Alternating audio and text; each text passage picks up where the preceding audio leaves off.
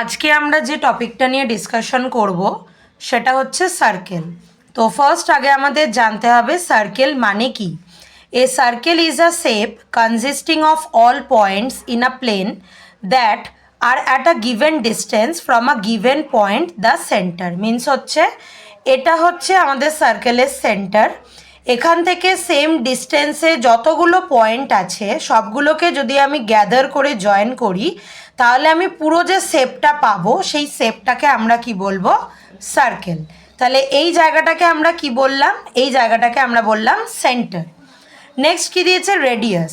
The radius of a circle is the distance from the centre to any point on the boundary of the circle.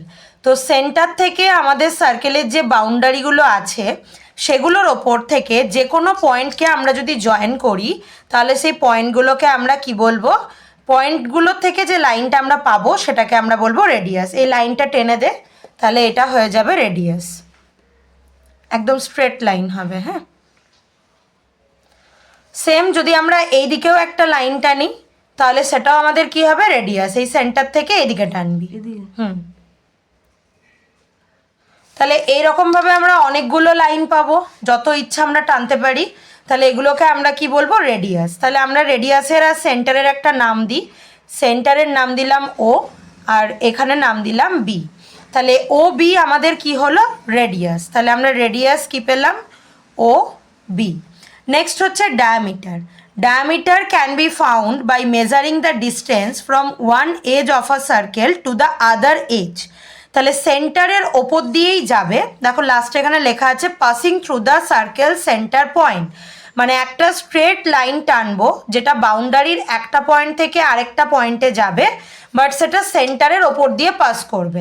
তো এই যে আমরা ওবিটা টেনেছি, আবার যদি এই সাইডে একটা লাইন টেনে দিই, লাইনটা টেনে দিই এই সাইডে, তাহলে এই যে পুরো লাইনটা আমরা পেলাম এ বি, এই যে পুরো লাইনটা পেলাম এটাকে আমরা কি বলতে পারি, ডায়ামিটার। তাহলে সার্কেল, রেডিয়াস আর ডায়ামিটার থেকে কোনো ডাউট আছে না? শিওর? হ্যাঁ। ঠিক। এবারে আমরা ফর্মুলাতে আসব। তাহলে সার্কেলের ম্যাথ করতে গেলে আমাদের বেসিক কিছু ফর্মুলা জানতে হবে। ফার্স্ট হচ্ছে সার্কেলের রেডিয়াস বার করার ফর্মুলা ডায়ামিটার থেকে। তাহলে রেডিয়াস আমরা কিভাবে বার করব, radius equals to diameter divided by 2। তাহলে আমাদেরকে যদি ডায়ামিটার দেওয়া থাকে আর আমাদেরকে যদি রেডিয়াস বার করতে বলে তাহলে আমরা কি ফর্মুলা ইউজ করব, ডায়ামিটার ডিভাইডেড বাই 2। ডায়ামিটারের ভ্যালুটা কিন্তু কোয়েশ্চেনে গিভেন থাকবে, আর এখানে স্কোয়ার ইউনিট হয় না, এখানে শুধু নর্মাল ইউনিট রাখতে হয়। সেম এটার ভাইস ভার্সা হবে। যদি আমাকে ডায়ামিটার বার করতে বলে আর আমাকে যদি রেডিয়াস দিয়ে দেয়, তাহলে আমাকে যদি ডায়ামিটার বার করতে বলে আর আমার যদি রেডিয়াস গিভেন থাকে তাহলে রেডিয়াসকে কি করব, 2 দিয়ে মাল্টিপ্লাই করে দেবো, তাহলেই আমরা কি পেয়ে যাব, ডায়ামিটার পেয়ে যাব। এবারে নেক্সট আমরা যে ফর্মুলাটা জানবো সেটা হচ্ছে সার্কেলের সারকামফারেন্স। সারকামফারেন্স মানে কি, আগে আমাদের জানতে হবে সারকামফারেন্স মানে কি।